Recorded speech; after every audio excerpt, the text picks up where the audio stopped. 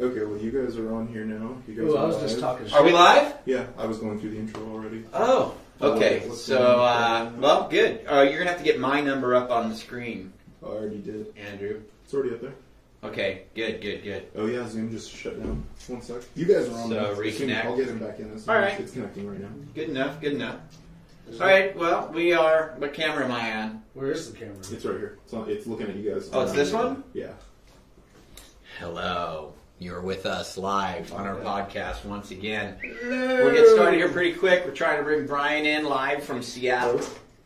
And in the meantime, you've got myself here, and we have Joey Evans with Solano Mortgage, Hello. just for fun to have Joey in here. So I can play darts with somebody while we have conversations. I love it. You know, so, you know, the last podcast we had The internet. Ashley. The internet just cut out. so we're not live. Nope, it just shut off. All right, well, Wonderful. let's start throwing darts. So it wasn't actually Brian. It was probably us that lost the Yeah. connection. Yeah, you want to go first? Okay. You're good. You go. Okay.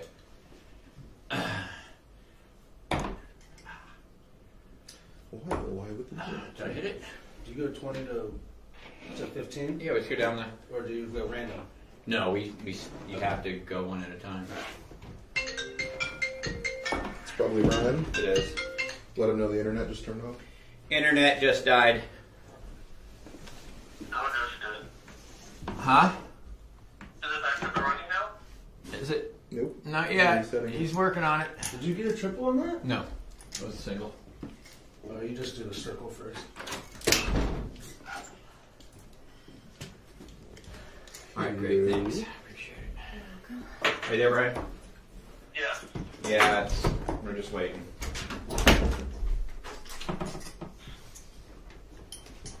You get anything? 7. Okay. You got a trash can in here? Other side of there. that big table.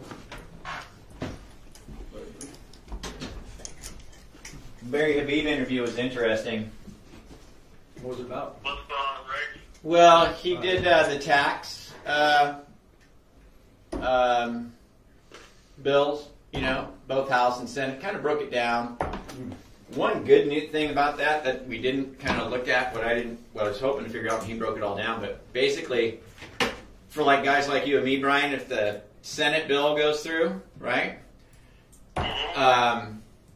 Right now, if you make, we consider this a bust, Joey. So I tripled, which is too much. Now I'm just done. Yeah, I got to start again. Oh, okay. Okay. So I like that. if you make $250,000 a year right now, you're paying $53,000 in federal taxes, which is if the Senate bill goes through, that would be reduced by almost $12,000 for federal taxes. Or on all the other ends, I see that. Huh? I see that, yeah. I mean, that's the big break. And then, you know, they're picking it up by picking up little things here and there. Yeah, and so what he broke down is he goes, if you consider it, you go, let's say they do remove the the mortgage insurance deduction. Let's say it goes away, even.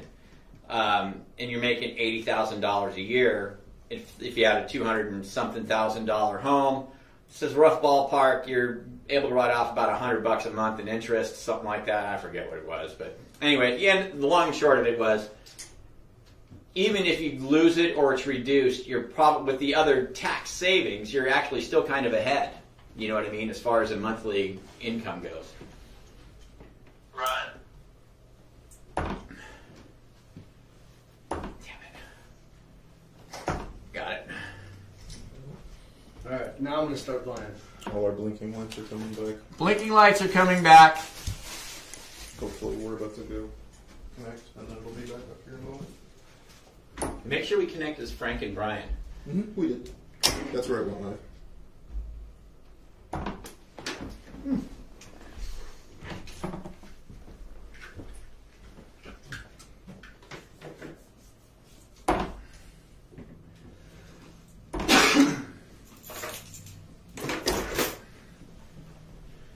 Give me connection.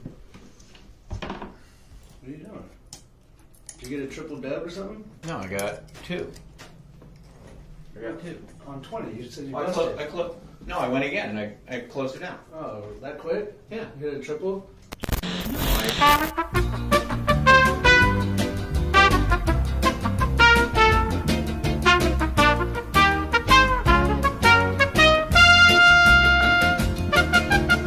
Okay, well, anyway, it's my turn. So go ahead. What do we got cooking, man?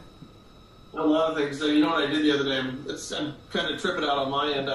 I'm up in Seattle right now for the in-laws thing. So I'm at Opus Advisors. So my whole thing is just crashing offices. And Opus Advisors was cool enough and to let me come in here and hang out and do some work in the morning. So big shout out to those guys. Right on. That's cool. I threw my back out a couple days ago. You know how when you get older, it's like you can like just turn your head and all of a sudden you need a neck cast for a week. You know, there's no rhyme or reason to this crap. Right.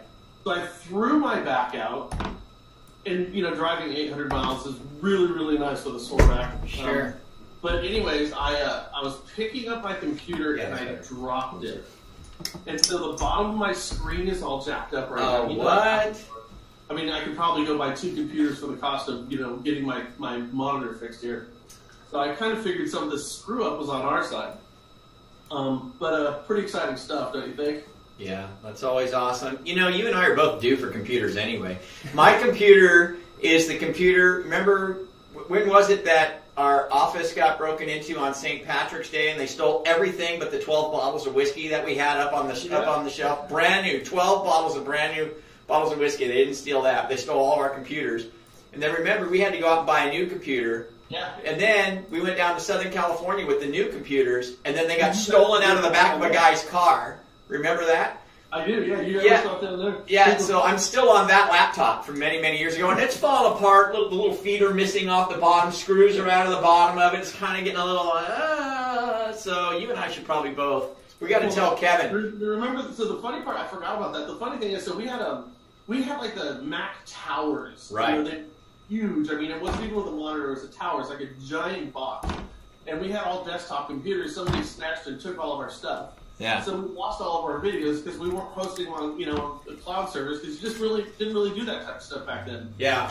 So anyways, what happened is we were working with a guy named Donnie Jones who was working for the Nehemiah Down Payment Assistance Program. Remember Nehemiah where you could rob Peter to pay Paul on FHA deals? Yeah. So he was the one who was the head of Nehemiah. He came and started working for us. And, it's me, Donnie, and Frank at that time was just gasoline and matches. It was just a really toxic trio. We were definitely the Three Stooges, not the Three Musketeers. So Donnie comes in one day, and he goes, and this is right before St. Patrick's Day, he goes, do you realize you could get a bottle of Jameson for $10 right now on sale? And one of us goes, that means you can get 10 bottles for $100. We look at each other, and of course it makes perfect sense. So we send Donnie out to go get our 10 bottles of whiskey. He comes back with a 12-pack of fifths of Jameson, and a case of Guinness, because it was going to be St. Patrick's Day a few days later. Okay? So I had on my desk, and on my Facebook, it's still there. You can see all the pictures of all these bottles of whiskey, right? Yeah. And so we go home that night, and then Frank calls me in the morning, and he goes, dude, somebody just broke in and stole all of our stuff. And I go to Frank, I go, did they steal the whiskey? here we've got everything. That's number one. For the last 5 years. And he goes, no, they didn't steal the whiskey. And I'm thinking, oh, God, thank God. And then I came to work, and we called Donnie up, and we say, Donnie, somebody broke in and stole all our stuff. Donnie goes, did they steal the whiskey? Okay, so you guys have to understand this. Me and Frank, we don't miss shows, right? We've been doing this for a decade now. And, come hell or high water, we always get something out, some show out. So we had like 4 days of down days where we didn't have shows because we didn't have computers. We didn't have anything. Back then, when you got your computers back, you had to get all your assets for your editing. You had to download, it was so much more involved than it is today. Yeah, it sucks. So as our editor's working on this and our computers are coming in, we're getting everything situated to how we need it. All we had was nothing to do, which we've never had, and 12 bottles of whiskey on St. Patrick's Day and thereabouts. So there was about 3 days where it was just a giant toxic cloud. And we went into work every day with nothing to do, drinking whiskey, working on our computers. Now, remember this, Frank, this is great. So the first day back, we're figuring out what show we wanted to shoot. And we decided that we were going to turn you into a homeless leprechaun. Yeah, drunk leprechaun. And we were going to shrink you down and put you on the desk or on the table at a bar. Yeah. And we were going to talk housing. And we did that. So we had a green screen, you shrink you down, go to a bar. And it's like, what the hell were we thinking? That's what you get when your brain is just completely pickled. You think having a drunk, homeless leprechaun sitting on a bar talking about housing is good. That's the best way to talk about real estate and mortgage news. Hey, I got a working theory. I want to run this by you guys. Yeah. By the way, if anyone wants to call in, we got the number up there, Frank's number. Please do call in. It's 695-6313, 707-695-6313. And if any of the Opus people, if they're in here and want to come in, by all means, you're welcome. Beautiful Bellevue right behind us, right? Huh. So here's my thing. I'm staying in North Bend, okay? Yeah. It's a 10-minute drive to Bellevue. Or during commute hours, it's a 9-hour drive, you know? And the traffic here is just terrible. And you think Seattle is a greater area to have like the best mass transit, they don't. So they're backed up really bad here. Their commute traffic is horrible. So here's what I think. I think that there is a direct correlation to shitty traffic and home values. The worse the traffic, The higher the more value. the houses cost. Yeah. Hey, you're right. That would make sense, though. Now, the median sales price for a house out here is sitting somewhere around $750,000. Yeah. Okay? Yeah. And the traffic is horrible. Now, if you go to, I don't know, let's say Bakersfield, California, the sales price for a house is about $150,000. You can drive anywhere. Right? Okay, now think of it. San Francisco, horrible traffic. Right. Los Angeles, Beverly Hills, and all that, worst traffic and Even some of the worse. most expensive real estate in the country. Okay? Yeah. Then you're going to say, well, wait a minute here. Manhattan. All right. Manhattan, the traffic is so bad you can't even drive there. You Right. take taxis or you take the subway. Right. I mean, do the math on this. The more expensive the house, the harder it is to get around. So that would put Seattle in about the third worst traffic market in the country, okay? And the third most expensive market in the country. And I think pretty much spot on. Make sense? Yeah, it totally makes sense. And it makes sense because obviously, you know, the more congested cities are the more expensive ones. You know, the popular ones where everybody wants to be. That's where the prices will be up, and that's where all the traffic will be. Well, I got some. Okay, got a number of things I want to run by you guys. Okay, so I got some numbers here for you. Okay, let's do this. Let's see what you guys have to say. Let's. All right. Well, my nice new busted computer. Okay, so this comes from Remax. All right. All right. Remax names 37 of the 53 metro markets. According to their national housing report, posted sales increases over October 2016 in your local markets. Here's a couple of things. Top markets in the country. Okay. Now, what's considered a healthy amount of inventory? How many months? 6 months. 6 months is healthy. Right. So 3 months would be. That would be definitely a seller's market. It would definitely be a light inventory market. Okay, so up here in Seattle, they have 1.3 months of inventory. Man, that is on fire. You know, that's like you throw a house on the market, it probably doesn't even make it to the market. You know what I mean? It gets sold, you know? Well, if it's 1.3 months, I mean, what's that comes out to about 40 days, Frank. Yeah. So when your house hits the market, that house is gone in 40 days. Yeah.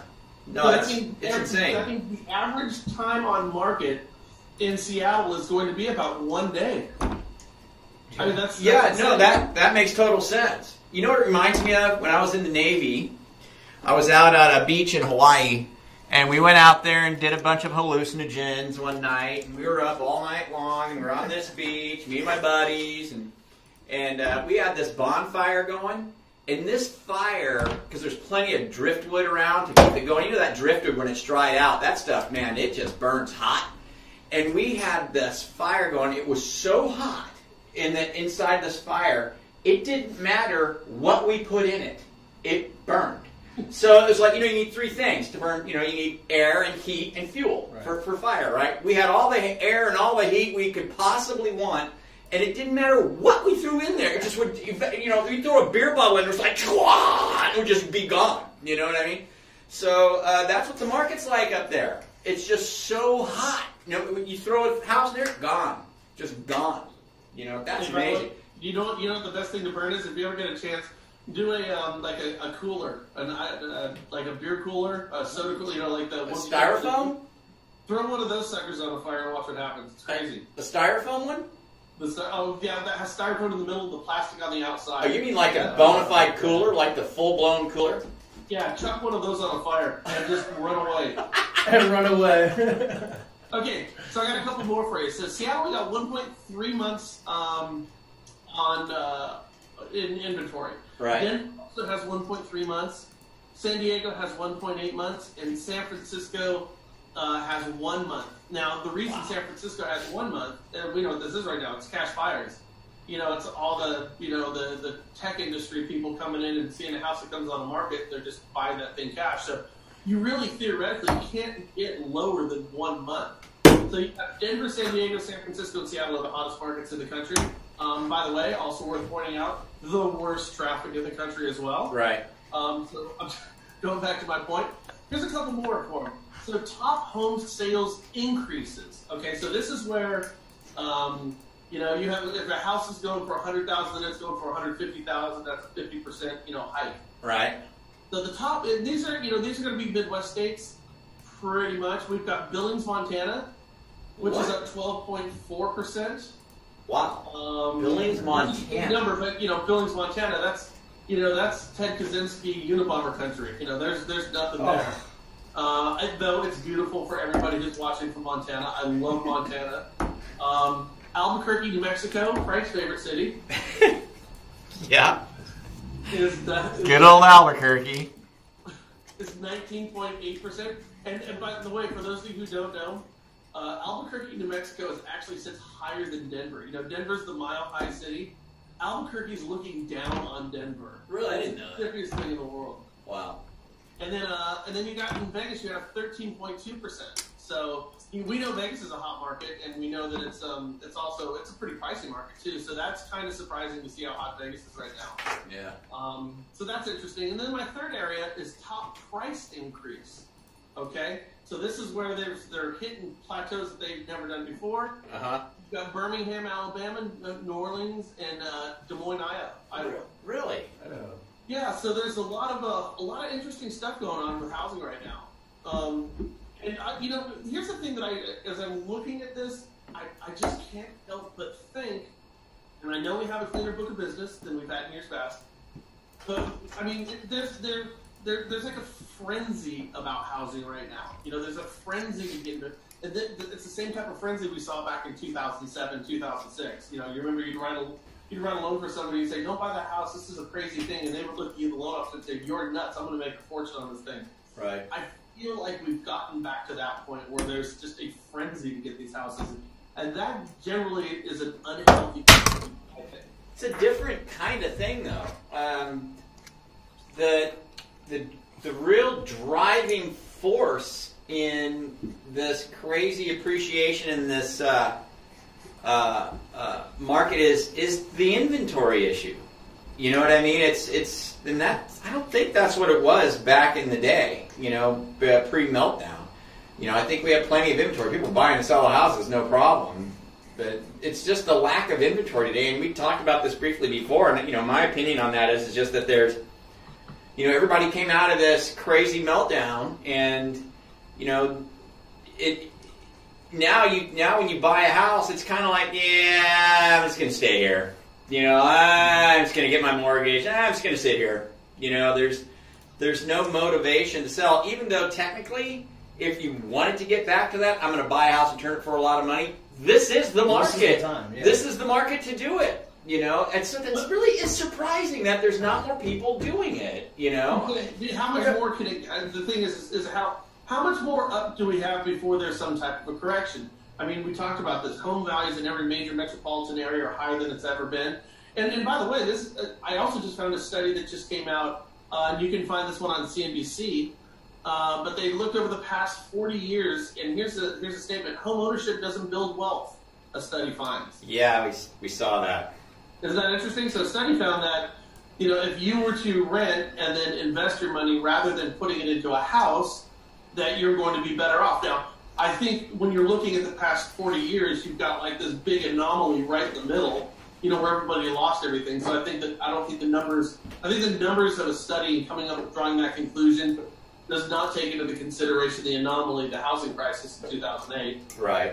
But it is interesting. I think there's a lot of people who are kind of looking at this. Yeah. Now, when we think about this, with home values going up, okay, I just saw another report that came out, and they said it was a roofer, and this roof. I'll tell you the company. I got it here somewhere. I'm trying to find it on my broken computer. Anyways, I'll find out who it is. But the roofers, they said that oh, here we go. I got it right here. They said that there's a boom in roofing. I thought, well, that's it's the Owens Corning chairman says that because of all the equity that we have, there's a huge boom in people putting on new roofs. Your solar roofs, your 40-year roofs, your shake roofs, and all that. And, we saw a study that came out that said that, we're going to find HELOCs and second mortgages are going to double here in the next couple of years because people are starting to tap into their equity. Right. Here's what we run into problems, Frank. I mean, the last time we did this and people started realizing, shit, I'm sitting on a couple $100,000 here. What did they do with that equity? They spent it. Well, to be a little bit more precise, they pissed it away. Right. Toy haulers, wave runners, right. Quads, right. That fish and ninja the fun stuff system for your house, all that crap, that disposable crap that you don't need. So my question is, are people going to responsibly put it back in their house, or are we going to continue with the same behavior we've seen decade after decade, where we're going to have this conspicuous type of consumption where people are buying fun things, not important things? I don't think and so. That's what's happening. This housing market, which appears to be peaking to me, would be in for some type of a correction. I think that whichever tax bill it is, and maybe it's both of them, House and Senate, where they're talking about removing the tax deduction for HELOCs, I think that'll have a big impact. If tax deductions get taken away on HELOCs, I think that's going to have a big impact on the HELOC industry, because that's one of the main reasons people do that, is to pay off things. It's not necessarily go buy a new thing, but even if it is, right? It's like, well, I need a couple of new cars. I'm going to go get a HELOC and get a couple new cars, and the advantage being I get to write it off now too. So I get my cars and I get the tax deduction because I used my HELOC to do it. That goes away. Now, do I get a HELOC? I don't know. So I think people they're gonna continue to get the HELOCs. They're just not going to get that benefit, which is going to compound the problem. So I'll tell you what we have here. So the House wants to go down to $500,000 in terms of interest you can write off. The Senate wants to leave it at $1 million, leave it unchanged. The House wants to eliminate the mortgage interest deduction on second homes. You haven't heard that one before. So the House wants to eliminate the mortgage interest deduction on a second home, where the Senate wants to leave it. So on these 2 points, the House is much more housing friendly than the Senate. Now, the Senate wants to get rid of the interest deduction on second mortgages. Okay, so that's the Senate. The Senate wants to dump that. The House wants to leave it the same. The Senate wants to eliminate the property tax deduction, and the House wants to cap it at $10,000. Right. Okay? Right. Now, this is interesting. The House and the Senate both want to change for your capital gains. They want to, because right now it's 3. You have to live in the house 3 out of 5 years in order to not get hit with capital gains. Right. Right. Now, the House and the Senate both want to move that to 5 out of the last 8 years. Okay. So people are going to have to stay put longer in their house before they're moving, which, by the way, slows down the market. It does. Yeah, it does. You might find a temporary bump to the market where somebody feels like they have to move into that house, in anticipation of this bill. So, well, wait a minute here. I'm at my 3 years. If I stay in this house another 6 months, I might have to stay here for another 2 years. So you would probably see a temporary spike in listings and people moving, but overall, it's going to slow housing down. Now, as far as the changing it from $1 million down to $500,000 for your mortgage interest deduction, there are 4 million households across the country that this would affect. Okay, so 4 million people in the country have mortgages that are above the $500,000. Okay. And that's a really small. Very small. It is small. It's just us here. Yeah, no kidding. So, like I said, the big one for me is, like I said, for real estate agents and lenders who are looking at this right now, this is a real great, especially for real estate agents. If you have a client who has a rental property and a primary residence, and they're thinking, and they may one day want to move into that rental property, you probably want to call them now. Because basically, you need to see how long, if you've lived in this house for 3 years, and you think you want to move the next year, you need to do it now, or you're going to get hit with capital gains, or get stuck here for another 2 years. So there is a sense of urgency with the 5 out of 8 years, which again, I haven't heard anybody talk about. That's the big thing that I've seen. Well, we've got time before. Well, at the end of the day, they want to have something completely through the system on the president's desk by the end of the year. Is what I think the goal is, right? So.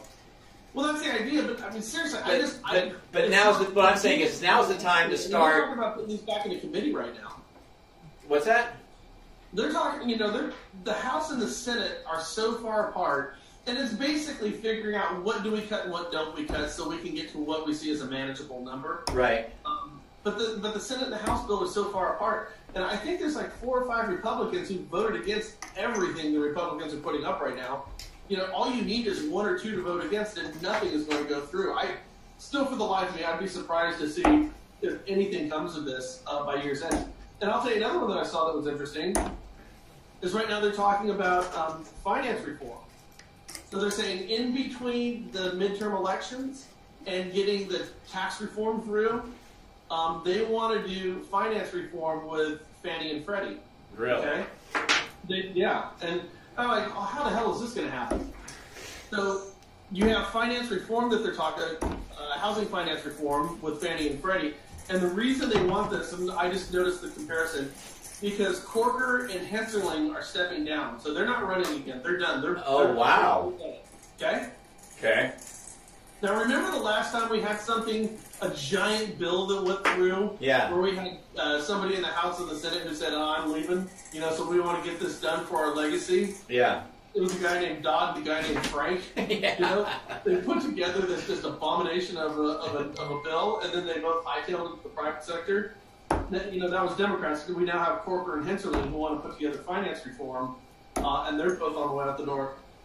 God hope it comes out to be something better than what we saw with Dodd-Frank. But remember, the whole Dodd-Frank thing is, in hindsight, looking back on it, we say, okay, we needed something like a Dodd-Frank bill, but it was rushed through, and there was not enough attention to detail. Right. And now we're suffering the consequences of that. Well, they're going to try to force finance reform with Fannie and Freddie, who, if they were one company, would be the largest and most profitable company in the history of the world. And now we're going to just try to cram that between the midterms and tax reform. I just think the attention to detail is not going to be there. I can't see that happening. There's only so many things you can do, with Fannie and Freddie. It's not like there's a whole litany of things that we can try. It's going to come down to just a couple of different items. It's just going to be, come down to who can push what through. I mean, at the end of the day, you and I have always said it, it's just leave them the hell alone and just take them out of conservatorship. I mean, they're doing fantastic. They're amazing. They're off the charts amazing. Did you know that those two companies, Fannie and Freddie together, right, if they were just a private company, Brian just basically said it, they would be the largest, most profitable company in the world. By far, yeah. They're dwarfing oil, big oil. They're dwarfing Apple. They're dwarfing everybody. And here we go. We got to reform it. We got to fix it. It's freaking fixed. It's fixed. Here's what you need to do is get out of the way.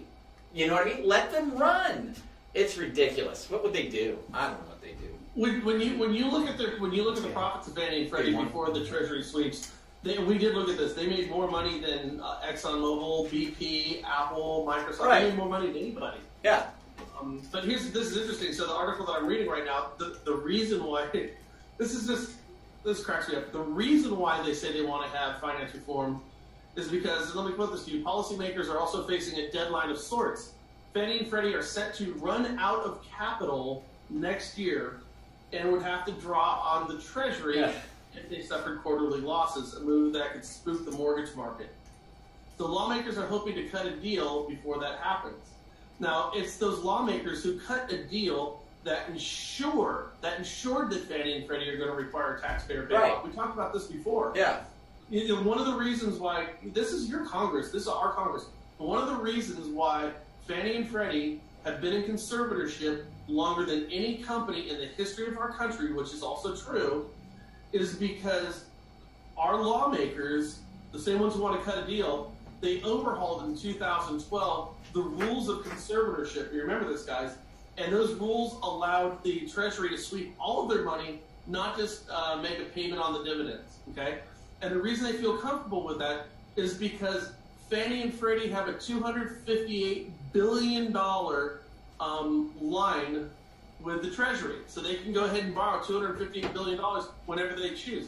So that's great. So they can borrow more money from you, okay? So that makes the lawmakers feel happy. Right. But they can't use any of their own capital. Right. Now, keep in mind, guys, Fannie and Freddie have not paid back one penny of the bailout based on how the books are done right now. Right. Even though they have paid back more than $60 billion than they borrowed, according to the shell game that these lawmakers put together when they changed the rules of conservatorship, they haven't even paid back $1. So now these same lawmakers are saying, well, wait a minute here, they might have to take another bailout. We need to change this thing. Well, do what Frank said. Change it back. Let them keep their damn money, right? I just don't know how they could be so stupid. How can regular Joes like us see this so clearly, and how can our elected officials who we put in there to make sound decisions, how can they be so dumb when it comes to this matter? It just blows my mind. They're going to say, you don't understand what the laws are, Frank, and you don't understand how this whole thing works. But my response to that would be, well, maybe you're right, but you're the one who wrote the laws, so write a law that makes sense. Yeah, fix it. You're the ones that are in a position to change the law and create a new law or remove a law, or it's just I just don't understand it. I don't see I don't know what the pushback is to just taking them out of conservatorship. I guess I haven't heard what's the pushback. Why would they just? That has to have come up around the tables of these lawmakers. You know what I mean? It has to have come up. Why don't we just take them out of conservatorship? What's the pushback? Why would they say no? It doesn't make any sense.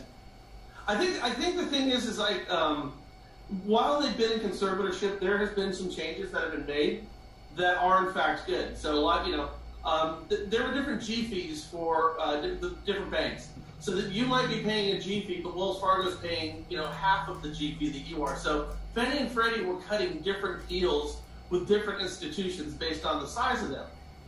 They had different underwriting guidelines, different products, different windows, different turn times for larger institutions than they had with smaller institutions. Now, Mel Watt went in there, and he basically made everything uniform. So what the big banks are paying, the small banks are paying. Now, that's a good move. So if we take them out of conservatorship, let's continue to run it with the changes that Mel Watt has put in place.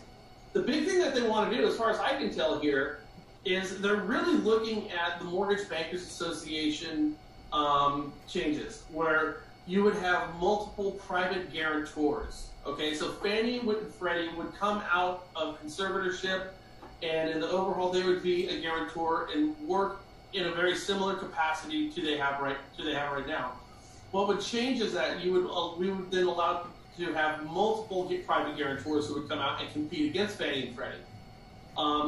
So let's say you had a hedge fund or somebody, and they wanted to be a guarantor like Fannie and Freddie. They could go ahead and do that. Now, here's the great part about it. Any guarantor who comes out could not have an ownership position in a bank. So Wells Fargo can't come out and say, well, I want to fund loans and I also want to be the guarantor of the loans, okay? Because there's a built-in conflict of interest there, and there's a huge propensity for a massive failure, a systemically important failure, as they would call it. But if they did have multiple guarantors that were private, that were competing against Fannie and Freddie, I mean, sure, I think something like that might be attractive.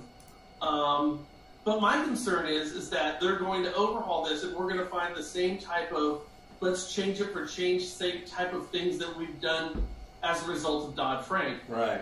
You'll never get me you'll never convince me that the current form of TRID is better than the TILA that we had in the past. You'll never convince me that your GFE 2010 is any better than the previous GFE that we had. It has its own inherent holes in it. So we've changed a lot of things for change's sake.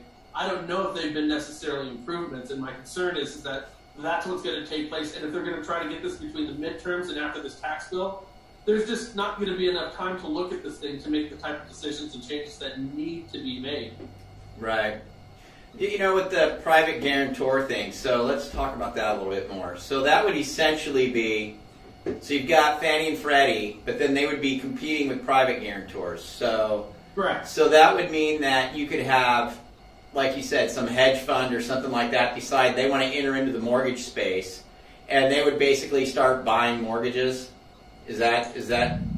They would be providing the liquidity as Fannie and Freddie and charging a fee for that. So they'd be charged there. Yeah. So they would be providing the loans. They would be providing the money. Right. Correct. To make these loans, and so instead of having a Fannie loan or a Freddie loan, you'd have an XYZ loan. You'd have a Bobby loan. You'd have a whatever loan, and then they would have their own guidelines, and they would have their own LPDU system, if you would, and it would be like that. They'd be like a Fannie or a Freddie, but they would just be a private entity. Right, but there are a couple of things there. Their liquidity threshold would be fairly high, and that would be regulated, so they would have to keep so much capital. And that would be uniform for all of them, so you wouldn't have one where you would find that they would require a bailout, so they'd have to keep a ton of capital.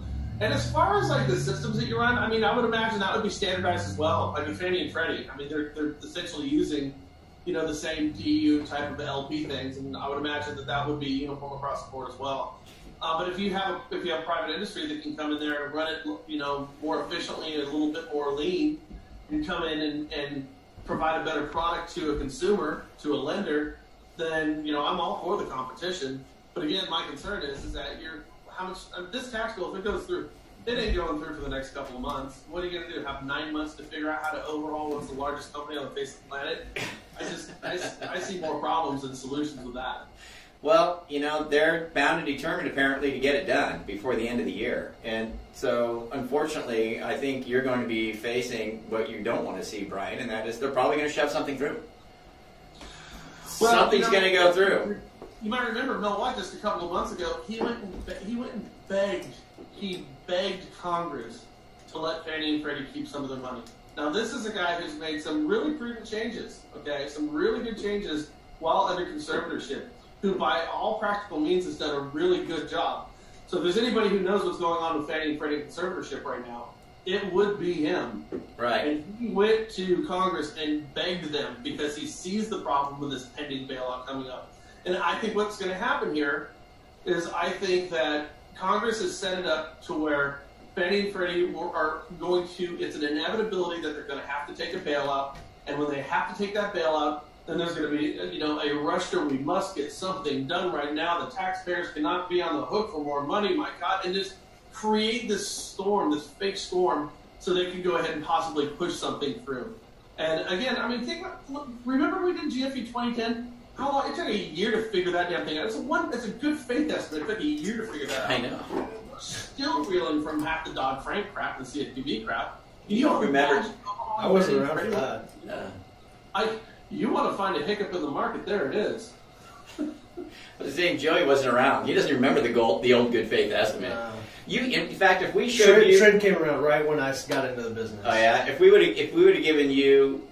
give you the old good faith estimate right now, and you were to look at it, you'd be like, "Damn, that's a damn good way to show this stuff." You'd be like, this is perfect. How did we get this done? It's like, oh no. We had to leave that. We had to go to something Well, else. remember after GFE 2010 came out, they said, well, wait a minute here.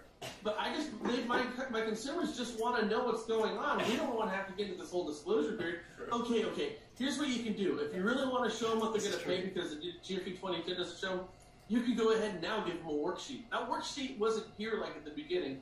So it's like, okay, so you could basically give them what the old GFE looked like, Right. in order for people to figure out what the hell they're actually Right. getting. So people had to give people the new GFE 2010 and really gave them the old one too, so they could understand it.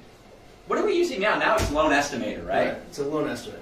Loan estimator. And the closing disclosure, which looks exactly the same, but it's very confusing to most borrowers. Yeah. Yeah, it's not fun. It's not fun. No. It's not clear, is it? Where is it not? Where is it not clear? What I part of it? I give them different numbers on a completely different worksheet. So And you still this do is that. what it's actually, but this is what it looks like. So you go to a different sheet, go, this is what's real. Right. But this is the BS I have to but give this you is for what the you have to government that sign. you're not going to be able to understand. That's when you have to sign. Yeah. But this is what's really going to happen. Exactly. So you still have to do that today. Right. Wonderful. But you know how it is. You're just again, Congress never repeals anything. They just add on. Even if you have a problem, you just continue piling things on until you get something that kind of works. Which is precisely the reason our loan docs have gone from 25 pages to 250 pages. And it's kind of like, are you guys there? Yeah. It's kind of like, if you yell at your kids all the time, they just don't hear you. Yeah. Nothing gets through. If that's all you do. But Right. if you pick and choose your spots, they'll listen. It's kind of like, okay, so here's your old. All right, this is a good faith that you don't need to concern yourself with. Here's a good faith that you do need to concern yourself with. Right. And loan officers have gotten into a pattern of actually selling like that. I remember I think I told you this before, Frank. I had these loan docs. It's, all right, this one says you're going to live in this house as your primary residence. Okay, this one says, are you sure you're going to live in this house as your primary residence? Okay, this one says the house located over here is going to be the house that you're going to move into as your primary residence. I'm like, how do these things need to sign? And I had an escrow gal. One of the funniest things I'd ever seen. She goes, here, sign here. And the guy would sit down and he was reading everything. And it was pissing off, my chain-smoking escrow officer who'd clearly been in the industry for too long. And by about the 10th page, she's like, well, what does this one say? And she looks over at him. She says, it says, if you don't sign it, you're not getting your house. And by the way, that's what every other piece of paper in here says. Now sign it. Now sign the papers and get your house! You know what? Those were the good old days. I'd like to go back to that time. We could do that stuff. My whole thing is rate, date, and freight, man. That's all people want. They want to know rate, date, and freight. Right. What's my rate? How much is it going to cost? And when do I get it? Exactly. Nothing's changed. That's all you need to do. So stupid, man. Okay, I got some more housing numbers here for you. All Okay, right. so this is kind of interesting. So this is a national number. This is the second. This is the second quarter of 2017 versus the change from the second quarter of 2016. Second quarter? Yeah, the second quarter from year over. Second quarter 2016-17. Okay. Okay. So now, this is the amount of inventory that we have. Okay. Yeah. For starter homes, we have nationally 15.6% less inventory than we had a year prior to 2016. For starter homes. For starter homes. How do they define a starter home? A starter home is going to be your 3 to, 1,300, 1,400 square foot house on less than a quarter mile. Okay, so, all right. They're not talking starter home, builder, or new homes. No, not Okay. this does not factor in new homes. Okay, trade-up homes. Okay, now year over we are 13.1%. We have 13.1% fewer trade-up homes. Okay. That's going to be your 2,200 square foot, 4, 2.5. 4-bedroom, 2.5 bath, beautiful house. Right. Okay? But here's the interesting one: 3.9% fewer premium homes. Those are going to be your top of the line homes. Your McMansions. So we're looking at, when we blend all these numbers, we have 8.9% less inventory in a market where we've seen 4 or 5 markets where houses are selling in the same day. And, oh, by the way, we have the anomalies of Cleveland and Detroit here. Imagine if those cities did it. Imagine if Cleveland and Detroit were part of Canada. How bad this graph would look. So we really have no hope right now in the market. True. Yes, you're right. It sucks. We have no inventory. There's Okay. no starter homes. There's nothing. Sell your house. It just sucks. You know, it sucks and it doesn't. I mean, we were in here the other day. Oh, I think we were with when we was with Ashley Miller. Didn't you say, Brian, like the total number of purchase deals that got done in Solano County last month were the same exact total number of loan officers that we have in Solano County? Oh gosh. Yeah, that's the That truth. doesn't surprise me. That's the truth. I mean, the thing is, Really if good you money did one shot. loan last month in Solano County, you're not as good as half the people, and you're better than half the people. What a trip. Is that crazy? What a trip, man. Okay, so here's another piece that's coming up right now, and I got this from National Mortgage News. Okay, so now you have everybody wants to turn these homes quick, right? Right. And so what happens then? So you want to turn these homes quick, and so what we're finding right now is that lenders are experiencing more cases of fraud. Oh, really? Do tell. You buying it or selling? Do you believe it or not? Well, okay, now wait a minute.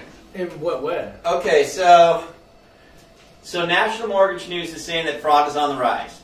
Okay, so here's what I'll tell you. Okay, so mortgage lenders are experiencing fewer fraud attempts per month, but they aren't much better at preventing fraud. So unsuccessful fraud attempts, actually that's not true. There's more fraud attempts, and they're less successful at catching fraud. Faster mortgage closings could boost fraud risk, consultant warns. Closing mortgages more quickly could introduce efficiencies, but it also could introduce fraud risks if done without strongly identifying verifications. Okay, so now everything is done. Your Rocket Loans of the world, and we can close in 15 days type of thing, movement mortgage stuff. And what they're saying here is that more people now in a hot housing market like we have are trying to get into houses by committing fraud. And what they're saying is because the industry is so geared towards fast closings that we are less, we're not positioned well to catch that fraud. Believe it or not. I don't know. Because I'm wondering what that fraud is.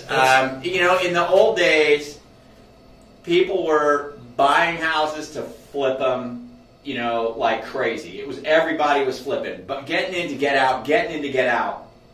And so, fraud I think was a lot more prevalent then because, you were just doing what you needed to do to get in and get out. Nobody was getting into a home with fraud to just go into foreclosure. They were getting in to get this house and do something with it, to get out with money, refinance it and take the money out, or after it goes up in value, refinance it, take the money out, and run away, or something along those lines. Today, it seems to me that with the lack of inventory and whatnot, I don't think there's a lot of people. I don't know. I know there are people that are getting in to flip homes. I know a lot of people get in to buy low to sell high. I can see fraud taking place there, but I just don't know that there's going to be that much more fraud on a guy, a couple who's just trying to get in and buy a home. And I think that's more of the market today. I just think it is. I know that agents and it's mostly agents and are still trying to go find homes that are dilapidated, junked up, buy them super cheap off somebody, fix them up, paint them up, put some tile in, you know what I mean, and then flip them for $60,000, $70,000 in profit. I could see there being some fraud in that. Does that make sense? I could see there being a little bit of fraud in that because they're just trying to get in and get out. They're just going to fudge some paperwork to get in and get out. I'm going to say I'm not buying it, Brian. I think you've got. Is this a fraud company that's saying this? Who's the company? Is this the the glass company, selling BB guns or whatever the case is, Yeah, you bring up a really. I'm kind of with you on this one, Frank. I think if anything, I don't chalk it up to more fraud. The assumption is that people are waking up one day and somebody's saying, gee, I think I'm going to commit fraud today, whereas you didn't commit fraud yesterday. I think you either have it in you or you don't. I don't think it's a moving target as much as people would say. I think if you're finding more cases of fraud, it's because A, you're looking for fraud a little bit more, and so of course you're going to find more things if you're looking. Right. And I think the other one is I think a lot of times what people call fraud, I would call a sloppy origination. That's what I'm trying to say. I don't think it's real fraud. And I got one more for you. This one's kind of juicy. Before we kind of just close this one down today, I'm just noticing this, and let me see if I can open it up. So as we know, Richard Cordray is going to be stepping down from the CFPB in just a few days here. And it appears that Trump might, because there was actually a question as to who was going to be the head of the CFPB, because there's nothing in their charter that suggests that, the assistant director was going to be it, but it appears now that Donald Trump is going to nominate Mick Mulvaney as the interim director of the CFPB. Wow. Now, he's who is he? Right now, he works as the Office of Management and Budget Director, and he says he once referred to the CFPB as a sad, sick joke. I'm liking the guy so far. He also said he called it one of the most offensive concepts, I think, in a representative government, and that we have created the very worst kind of government entity. Nice. This is the guy who's going to be the head of... Like it! Good, he's going to fix it. Get him in. Jeez, we should have led with this story. What's his name again? As a result, it appears likely that Mulvaney, if chosen, could begin to radically reshape the agency as the administration searches for a permanent successor. He also would, so he would hold the position as interim while still holding the position of the Financial Stability Oversight Council of the FDIC. So the thinking is this Mick Mulvaney is going to be the interim director of the CFPB, and all he's done is call it a sad, sick joke, the most offensive concept in a representative government, and we've created the worst type of government entity, and now he's going to head it. Nice. So who's he working for now? The FDIC? He's working over at the Financial Stability Oversight Council, and he has a board seat at the FDIC. Well, so this is a guy who's got connections everywhere. He's qualified. We're going to let the cat out of the bag on this one right now, but something that we were thinking over here. All right. So Dave Stevens is stepping down, right? Yeah. As the Mortgage Bankers Association. Right. He's a Democrat. I think he makes his political opinions known if you follow him on Facebook at all. Right. So he would be a liberal, and he's the head of a very conservative group, the Mortgage Bankers Association, and he's widely respected for the job that he's done. And we're huge fans of Dave Stevens. We think he's fantastic. Right. And so Dave Stevens is somebody who could possibly, go through a confirmation process from the House and the Senate, because the Democrats like him. Yeah. Republicans respect him, and you would have the MBA and most of the industry saying, hey, this would be the one person that we would all accept heading up the CFPB. Right now? The head of the CFPB, though, that's an appointed position, though. That's an appointed position. So yeah, he would have to go through. He'd have to go through Congress. He'd have to go through the House and the Senate to be confirmed, the confirmation process. Okay. And again, I'm saying that as far as being confirmed, the Democrats would say yes. Yeah. Because, he's one of them.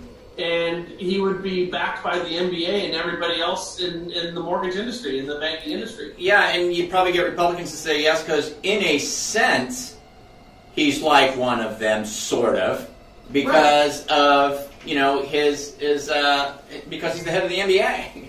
He understands what it means to run a healthy, banking system, within the country.